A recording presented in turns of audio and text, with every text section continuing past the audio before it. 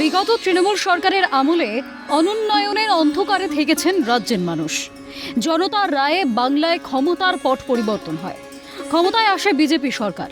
বর্তমান বিজেপি সরকার যে জাতীয়তাবাদী ভাবধারা দেশকে উন্নয়নের আলো দেখাচ্ছে, সেই ভাবধারার প্রসার ঘটাতে বদ্ধপরিকর রাজ্য বিজেপি।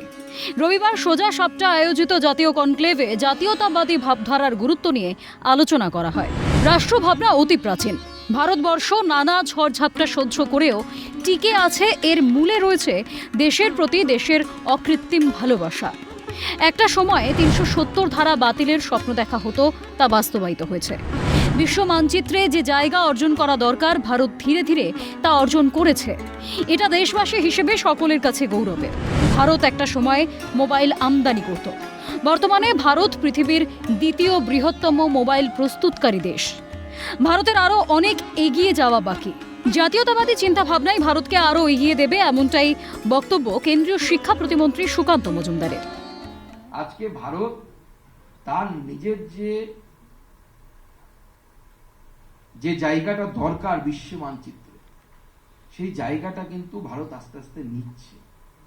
এটা আমাদের সবার জন্য গৌরবের। এমনকি আমি বলবো, যারা হয়তো আমাদের মতাদর্শে বিশ্বাস করে না, তাদেরকেও এর জন্য সেলিব্রেট তো করা তো উচিত। কমসে কম ভারতবর্ষ, মাননীয় প্রধানমন্ত্রী অস্ট্রেলিয়ায় গিয়ে উনি গুনিয়েছেন যে ভারতবর্ষ কতগুলোতে এক, দুধ উৎপাদনে এক, মৎস্য উৎপাদনে দ্বিতীয়, এইভাবে করে কত জায়গায় গেছি। আমরা মোবাইল ম্যানুফ্যাকচার, আমরা মোবাইলের সব থেকে বড় ইম্পোর্টার ছিলাম যখন মোদিজির যাত্রা শুরু হয়েছিল।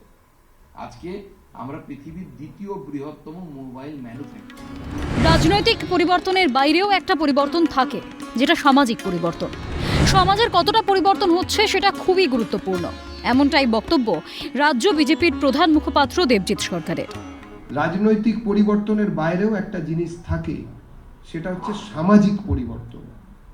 আমরা সমাজের কতটা পরিবর্তন করতে পারছি সেটা আমাদের জানার খুব প্রয়োজন, এবং সেইটা যদি হয় তাহলে রাজনৈতিক পরিবর্তন করা খুব সহজ, বা রাজনৈতিক পরিবর্তনটিকে ধরে রাখাও খুব সহজ হবে। জাতীয়তাবাদী ভাবধারার প্রসার সামগ্রিকভাবে দেশের উন্নতিকে আরো ত্বরান্বিত করবে, এমনটাই মত ওয়াকিবহল মহলের। ক্যামেরায় সমীরণ হলদারের সঙ্গে অভিরূপা হাজরার রিপোর্ট, ক্যালকাটা নিউজ।